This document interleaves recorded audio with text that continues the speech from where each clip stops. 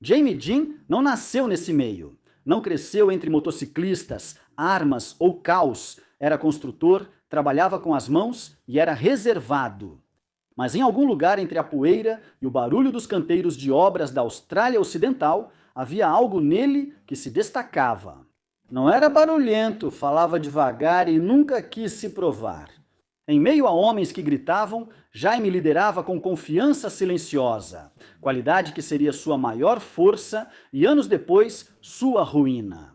Quando as forças-tarefa federais monitoravam todos os clubes do país, Jaime Dean já era um nome conhecido. As pessoas sussurravam com respeito e cautela.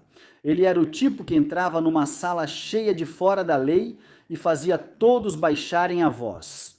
Sob sua liderança, o Clube de Motociclistas Rebeldes não só cresceu, mas se tornou uma das organizações fora da lei mais estruturadas e influentes da Austrália. Ele não era exibicionista, nem fomentador de guerras como alguns presidentes anteriores e dispensava a teatralidade.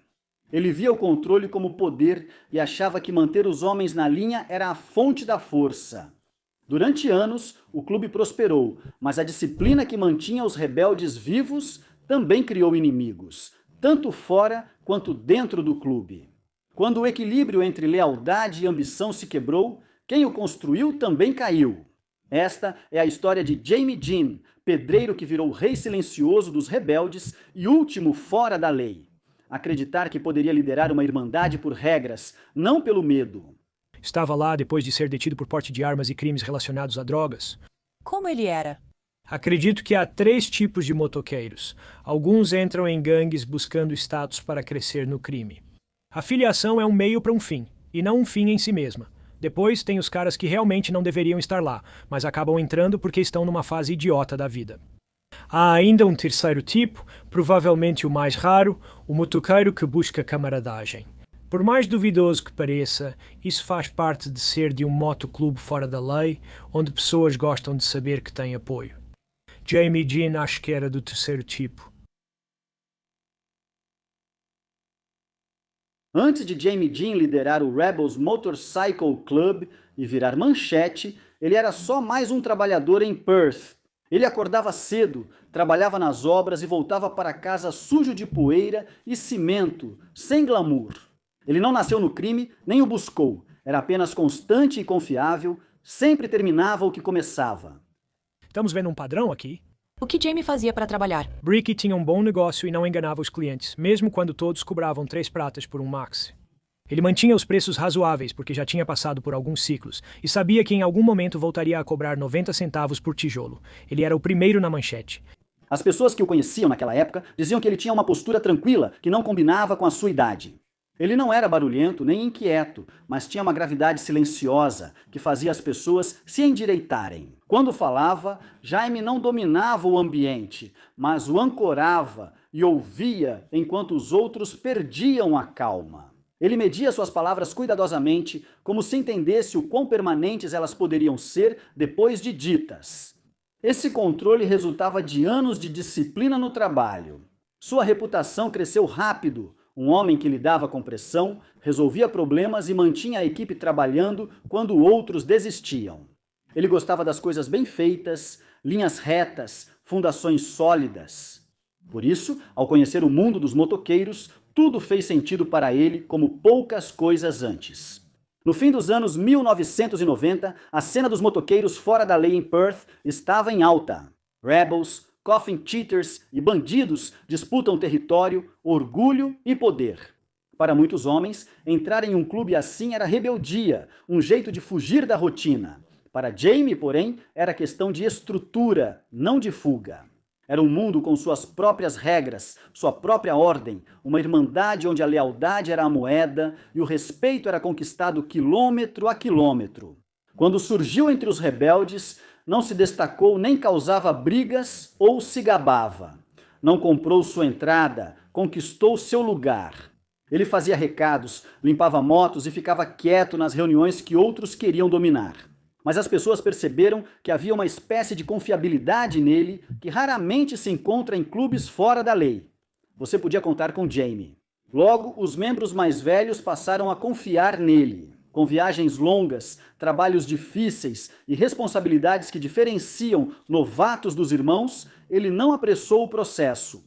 Ele conquistou cada insígnia com consistência, não com caos. Quando algo dava errado, ele não se desesperava. Quando havia conflitos, ele intermediava e acalmava. Aos 30 anos, Jamie já era procurado quando surgiam tensões, acordos falhavam ou grupos se enfrentavam. Chamavam ele para evitar violência, não por ser intimidador, mas por ser inabalável. A ascensão de novato a membro levou anos, com cada passo importante. Capitão de estrada, sargento de armas, oficial regional. Ele não subiu rápido, ele subiu do jeito certo. Cada função lhe mostrou em quem confiar, quem observar e como a lealdade era frágil diante de dinheiro e orgulho. No início dos anos 2000, os rebeldes já haviam expandido além de Perth, tornando-se nacionais e abrindo capítulos em outros países. Suas cores vermelho e dourado tinham se tornado uma declaração. Com a expansão, veio o caos. Clubes rivais invadiram territórios, a polícia reprimiu mais e capítulos locais viraram pequenos reinos. Bom para os negócios, mas ruim para a unidade. Jaime percebeu isso antes de todos e sentiu as rachaduras surgindo. As discussões nas reuniões não eram mais sobre irmandade, mas sim sobre controle. Ele sabia que, sem ordem, o crescimento dos rebeldes os destruiria internamente. Quando a liderança mudou, Jaime não disputou o poder. O colete ficou com ele porque só ele mantinha o equilíbrio. Ele aceitou relutante, não por ambição, mas por dever. Seu primeiro ato como presidente nacional foi reconstruir, não expandir. Ele reescreveu as regras do clube. Só entrava novo membro se um bandido já do grupo o conhecesse pessoalmente há 5 anos. Sem exceções, essa regra desacelerou muito o recrutamento e tornou a infiltração quase impossível. Ele introduziu reuniões obrigatórias para os chefes de capítulo, contabilidade detalhada do dinheiro e das operações e procedimentos formais para disputas. O que era uma irmandade desorganizada virou uma máquina bem lubrificada. No início, os membros estavam incertos sobre isso. Diziam que Jaime corporativizava os rebeldes, mas quanto mais seu sistema durava, mais seguros eles estavam. As disputas e prisões caíram, e o clube passou a ser guiado pela disciplina, não mais pela emoção. Em meados dos anos 2000, os rebeldes eram mais do que um clube de motoqueiros, eles eram uma instituição, uma das redes fora da lei mais organizadas do hemisfério sul. Os capítulos iam de Perth a Queensland, chegando a Nova Zelândia e Europa. Jaime sempre ficou longe dos holofotes. Ele não queria fama nem manchetes, só ordem para o público. Ele era o rosto do poder fora da lei australiano, um chefão, mas para os irmãos, apenas Jaime. O homem mantinha a calma, falava suavemente e afastava o caos. Respeitado por seus homens, temido pelos rivais e estudado pela polícia. Todos sabiam que, sob sua liderança, havia regras e limites que nem os mais ousados cruzavam. Ele acreditava que a irmandade podia existir sem violência, que força não precisava ser agressiva e liderança era sobre estabilidade, não controle. Mas a paz nunca é duradoura. No mundo fora da lei, poder é gravidade. Quanto mais forte você é, mais forças puxam contra você, e Jamie Dean estava prestes a descobrir o que acontece quando a gravidade se inverte. Quando Jamie Dean chegou ao auge de sua presidência, os rebeldes eram maiores do que nunca. Milhares de membros na Austrália, centenas no exterior e influência para preocupar governos. O clube tinha dinheiro, alcance e reputação para aparecer nas manchetes rapidamente. Para quem via de fora, parecia caos, mas para Jamie era uma máquina. Tudo precisava funcionar e cada homem sabia seu papel. Ele gerenciava os rebeldes como uma empresa, não como gangue. Reuniões eram obrigatórias e cada filial prestava contas dos fundos, candidatos e conduta. Ninguém estava acima das regras, nem os oficiais. Disciplina prevalecia sobre o drama, tornando-o diferente da maioria dos líderes fora da lei. Ele não queria ser temido, mas respeitado. O problema da disciplina é que nem todos a desejam. Com o passar dos anos, alguns membros começaram a ressentir a ordem dele. A nova geração não cresceu com o mesmo senso de lealdade que Jamie tinha. Eles não buscavam a irmandade pela estrutura, mas pelo status, brilho e dinheiro. Queriam usar o colete, não viver por eles. Para eles, a liderança de Jamie era lenta, rígida e antiquada, sem entender que isso os mantinha vivos. No clube, surgiram rachaduras, facções e rumores sobre modernizar os rebeldes. Alguns queriam regras flexíveis e mais liberdade para negócios paralelos. Jamie tentava manter todos juntos, mas isso ficava mais difícil a cada ano. Ainda assim, ele não desistia. Fora do clube, tudo mudava. A Polícia Federal Australiana voltou a focar nos motoqueiros, chamando isso de Operação Ironside. Todos os grandes clubes, os Rebels, os Comancheros e os Mongols, estavam sob vigilância. Batidas policiais viraram rotina, sedes dos clubes foram grampeadas, telefones e contas bancárias monitorados. Jamie passou anos construindo uma estrutura resistente, mas não podia impedir o que não via. A mídia também contribuiu. Retratou Jamie como líder do crime organizado, chefão e mestre manipulador. Sempre que Jamie era citado nas notícias, seu nome vinha ligado a sindicato ou violência, mas fora das manchetes, ele levava uma vida discreta. Ele ainda andava e trabalhava com motos, mantendo-se reservado com os outros. Ele não era um vilão de filme, era o homem que garantia que todos chegassem em casa em segurança depois de um passeio. Mas nem mesmo ele conseguia escapar do peso que vinha com sua posição. Toda batida, prisão ou boato recaía sobre ele. Precisava defender seus homens em público e questioná-los em particular. Ele sabia quando alguém estava mentindo, sabia quando alguém estava prestes a desmoronar e carregava cada erro como se fosse dele. Há uma solidão que acompanha a liderança fora da lei, não pelo poder, mas pelo isolamento. Quanto mais alto se chega, menos se pode confiar nos outros. Jamie sentia isso mais do que qualquer um. Toda conversa era filtrada, toda amizade era condicionada. Ele construiu os rebeldes para serem uma irmandade, mas no topo não havia irmãos, havia apenas ele. Com o aumento da pressão federal, Jamie teve que tomar decisões ainda mais difíceis. Homens foram dispensados ou sumiram.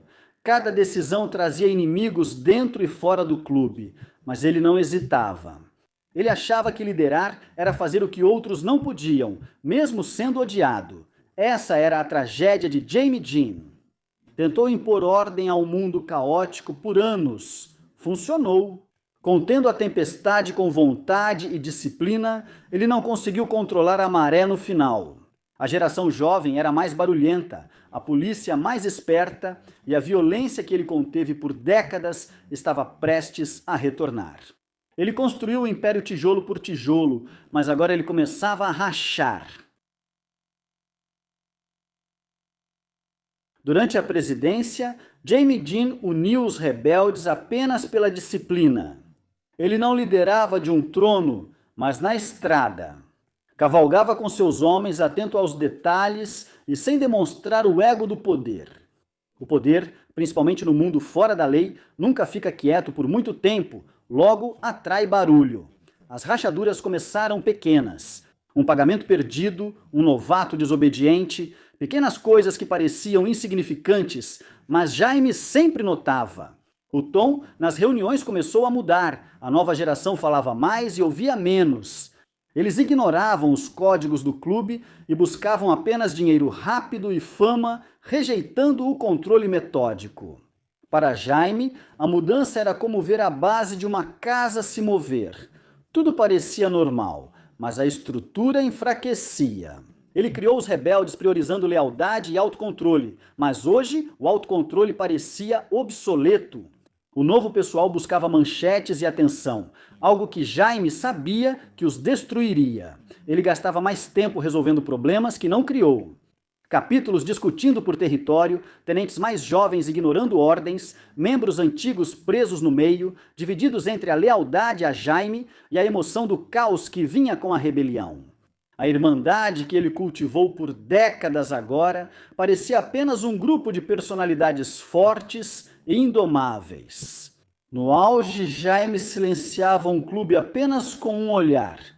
O silêncio chegava devagar, a conversa cessava, mas os olhares duravam mais. Ele percebia a mudança de respeito para ressentimento. Os homens que antes seguiam cada palavra sua, agora questionavam suas decisões pelas costas. Ele sabia o que estava acontecendo, já tinha visto isso antes. O poder corrompe se não for dividido e a lealdade some quando o dinheiro domina. Mesmo assim, ele mantinha seus padrões. As regras não mudaram. Membros continuavam sendo avaliados, capítulos prestando contas e ações justificadas. Ele acreditava que a única maneira de salvar a Irmandade era mantê-la estruturada, mesmo que isso significasse afastar as pessoas que faziam parte dela. Mas então ocorreu algo sem precedentes, um assassinato que mudaria tudo. 12 de dezembro de 2020, Perth Motorplex. Uma noite de sábado quente, feita para corridas e família, centenas de pessoas reunidas nas arquibancadas, rindo, torcendo, sem saber que a história estava prestes a mudar em um piscar de olhos. Nick Martin, antigo rival e líder de outro clube fora da lei, estava na multidão quando o tiro foi disparado. Um disparo limpo e distante de atirador de elite, impossível de rastrear rapidamente. O pânico tomou conta, crianças gritavam, motores rugiam e quando as sirenes chegaram, Nick Martin já havia sumido. A notícia se espalhou rapidamente. Assassinato no submundo, guerra de motoqueiros começa. Rebeldes ligados ao atirador de elite estampam as manchetes. Não queriam provas, só uma história, e Jamie Jeans era o nome mais fácil. O clima no clube mudou rapidamente. Os veteranos sabiam que Jamie nunca pediria isso. Os mais jovens, que adoravam o caos, começaram a sussurrar que talvez ele tivesse feito aquilo. O velho finalmente enviara um recado. Pela primeira vez em décadas, Jamie não controlava a narrativa, interna ou externamente. Tentou conter isso. Ele convocou reuniões e ordenou recuo aos capitães. Sabia que retaliação confirmaria o que a polícia pensava, mas nem todos concordaram. Alguns viam o momento como uma mudança de poder em tempo real, uma chance de preencher o vazio e fazer um nome para si mesmos. A polícia foi implacável. Batidas atingiram os principais clubes de motociclistas na Austrália Ocidental. Em Queensland, dezenas foram interrogados.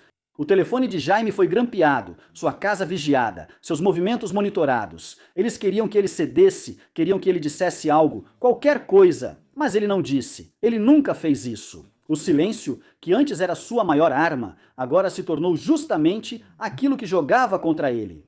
A mídia interpretou como culpa, os membros mais jovens viram como fraqueza.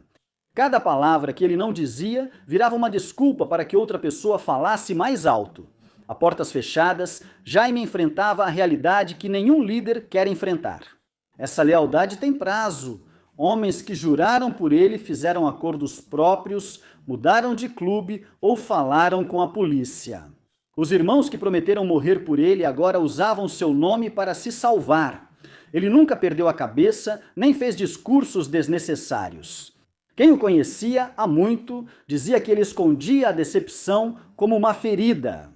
Ele sempre acreditou que a lealdade durava mais que o medo, mas percebeu que o medo era mais fácil de sustentar. O atentado contra Nick Martin não iniciou só uma guerra policial, marcou também o fim da crença de Jaime de que era possível comandar um império fora da lei apenas com respeito.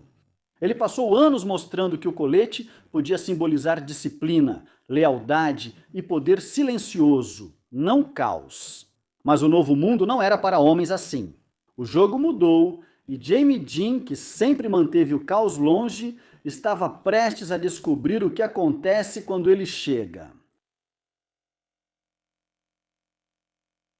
O tiro que matou Nick Martin em Perth não só tirou sua vida, mas também acendeu um conflito antigo no submundo do crime.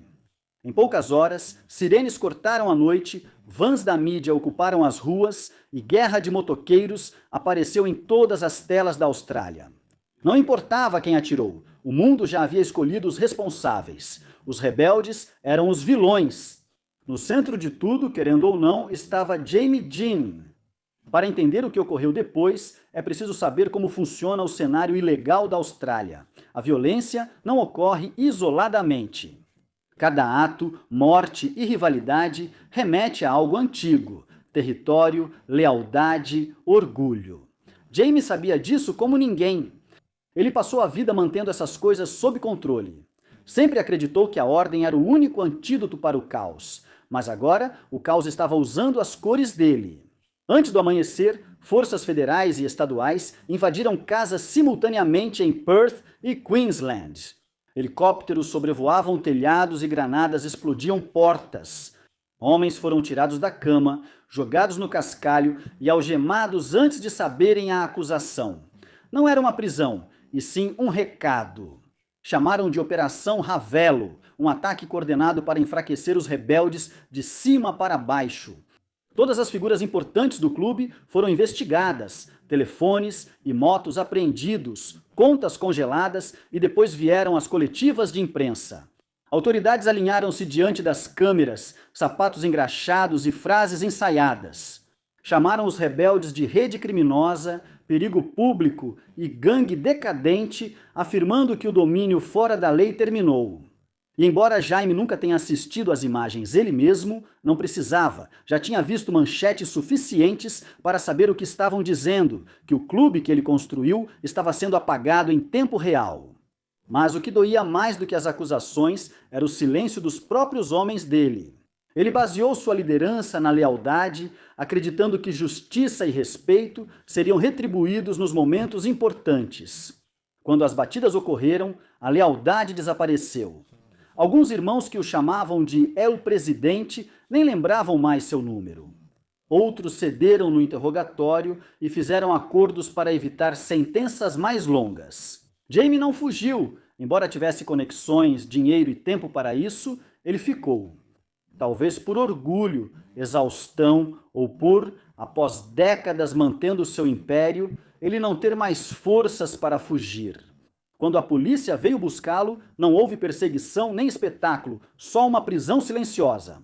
Homem de 50 anos algemado na garagem, cercado por luzes e microfones.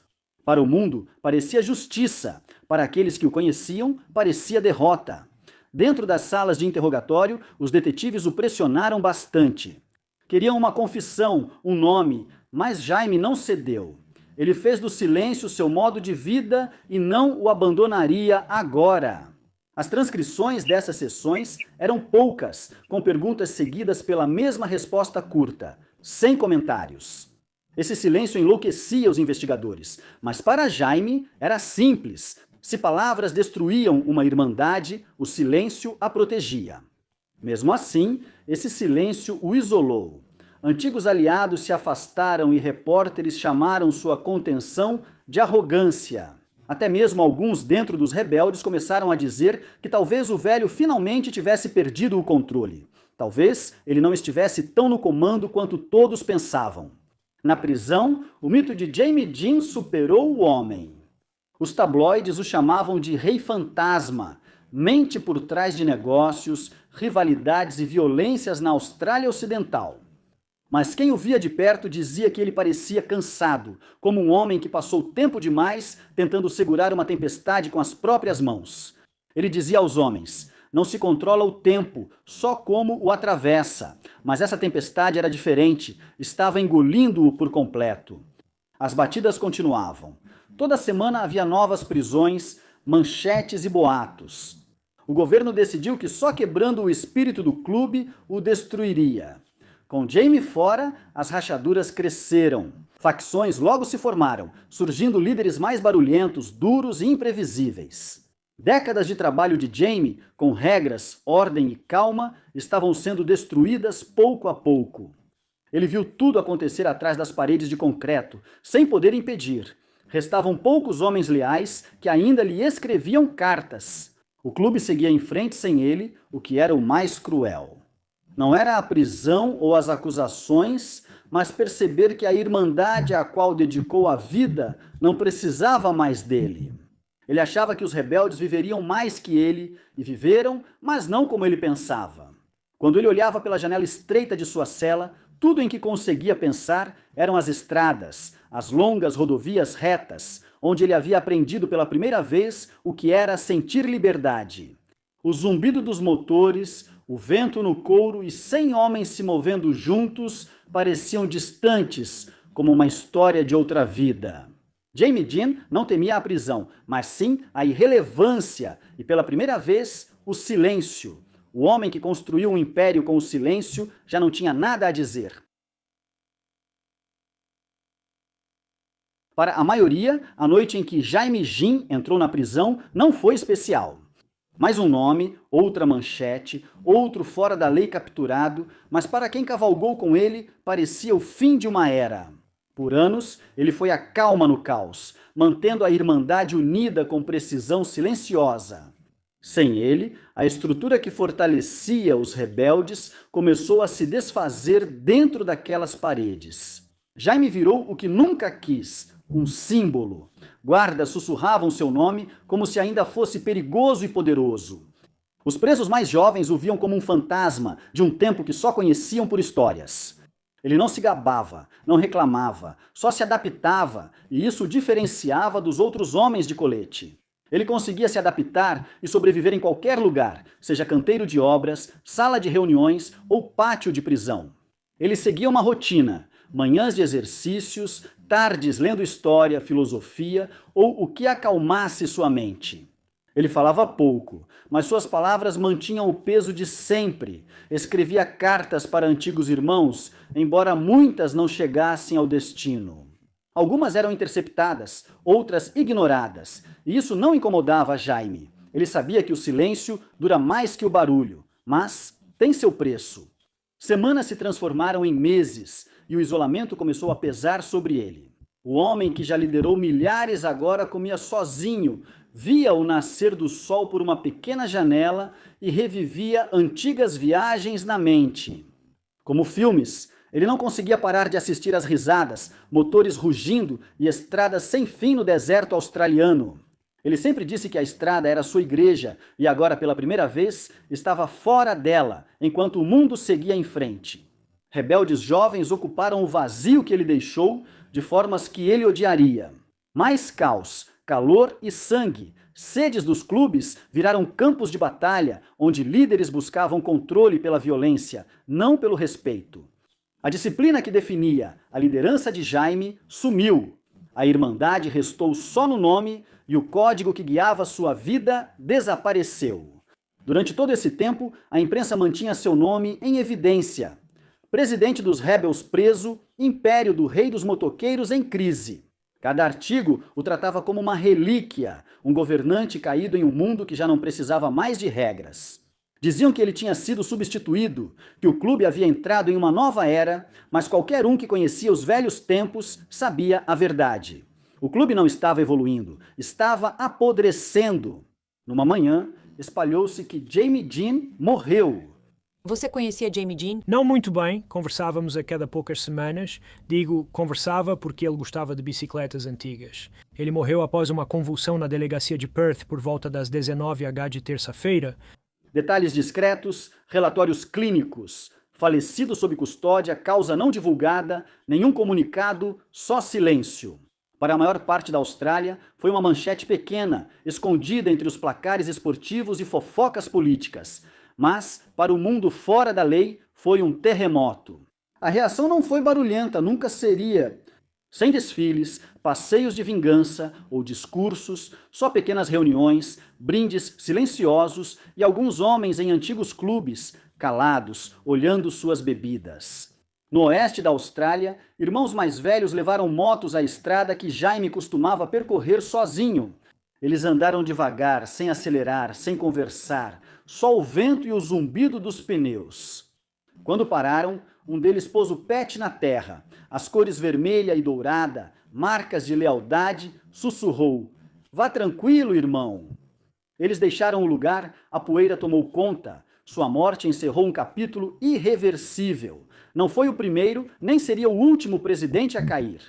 Mas ele foi o último que acreditou que a vida fora da lei poderia ser guiada por algo além do medo. O último a crer que disciplina sobreviveria num mundo de rebeldia. Nas semanas seguintes, surgiram rumores. Uns diziam que foi assassinado, outros que desistiu. A verdade ficou oculta no silêncio que ele levou ao túmulo. Quem o conhecia bem dizia que Jaime não morreu derrotado, apenas morreu. Sempre consistente, calmo, ponderado e inabalável, mesmo quando o mundo se voltou contra ele. Ele nunca saiu do personagem, não implorou, não confessou e não entregou seus irmãos. Ele assumiu a culpa com a mesma força silenciosa que construiu o império desde o começo, e no fim foi isso que o tornou uma lenda. Não foi o poder nem o brasão, mas o silêncio, o mesmo que ainda ecoa nas estradas por onde seus irmãos passam. Lendas nem sempre rugem, às vezes somem e viram parte do ar, algo que se sente, mas não se vê. Após sua morte, Jaime Dean se tornou isso. Um fantasma ligado ao som dos motores, às formações e às regras não ditas seguidas pelos veteranos. Sem pensar que ele não precisava de estátuas ou manchetes, sua memória vivia nos comportamentos. Nos meses após sua partida, os rebeldes tentaram seguir em frente.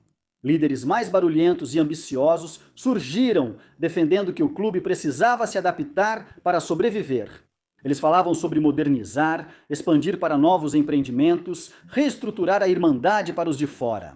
Parecia progresso, mas para quem conhecia Jaime, era erosão. Ele havia criado o clube como um artesão constrói uma casa. Cada homem era um tijolo, cada regra uma linha de argamassa. Sem ele, a fundação ainda estava lá, mas a estrutura parecia vazia. Reuniões ficaram mais curtas e os ânimos também. Debates sobre respeito viraram brigas. Novos membros citavam manchetes, não o código. A estrada antissagrada tornou-se palco de barulho, não mais de confiança. A diferença entre o mundo de Jaime e o posterior era simples.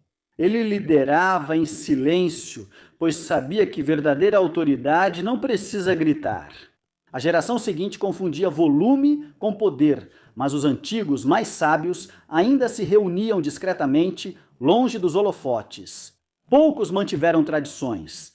Início das reuniões, resolução de disputas e organização dos passeios. Eles não divulgavam, só mantinham o código dele vivo entre eles. Jaime não tinha partido, apenas virou parte da estrutura, invisível, mas essencial. Fora do clube, o nome dele virou um mito. Os repórteres o chamavam de Rei Silencioso. A polícia o descreveu como o presidente mais disciplinado da história dos fora da lei australianos. Quem realmente o conhecia, que viajou ao seu lado pela Austrália Ocidental, não precisava desses rótulos. Eles conheciam Jaime, o homem, não o mito, o construtor que pilotava, porque isso o fazia se sentir livre, o presidente que nunca pediu título, o líder que não buscava poder. Isso aconteceu porque só ele suportava esse peso. No mundo dos fora da lei, a maioria sai armada, motores roncando e manchetes gritando. Jaime não fez isso. Sua história terminou como começou, em silêncio, sem discursos ou espetáculo, só com o eco do que construiu. Até hoje, anos depois, o nome dele circula entre motociclistas como lenda nas estradas silenciosas, com o motor em marcha lenta. Sempre comentam sobre ele, como liderava os rebeldes com precisão e acalmava 100 homens apenas com o olhar. Há um ditado entre motociclistas: ninguém sabe quem criou, mas todos sabem a quem se refere. Jaime não se ouve, se sente. É assim que ele continua vivo, não pela fama, não pelo medo, mas pelo ritmo invisível que ele deixou para trás. A pausa antes de um líder falar, o silêncio antes de uma viagem e a ordem controlando o caos. Ele construiu seu legado como tudo, silenciosa e deliberadamente com propósito. Jaime Dean não precisava viver para sempre, apenas garantir a sobrevivência da Irmandade em algum lugar numa estrada fora de Perth. Quando a luz começa a desaparecer e os motores entram em perfeita sincronia, ainda parece que ele está lá, liderando a linha firme como sempre, o Rei Silencioso, avançando contra o vento. Outro síndrome respiratória aguda, grave, CTA. Cada geração no mundo dos fora da lei cria uma lenda, um nome que marca a estrada. Para uns é medo, para outros liberdade, mas para Jamie Jean era disciplina, aquela que dura além da fama e não precisa gritar para ser lembrada. Se você quer entender os homens que moldaram este mundo, aqueles que o construíram tijolo por tijolo e pagaram por isso em silêncio, inscreva-se para a próxima história. Porque aqui fora, a estrada nunca esquece e nós também.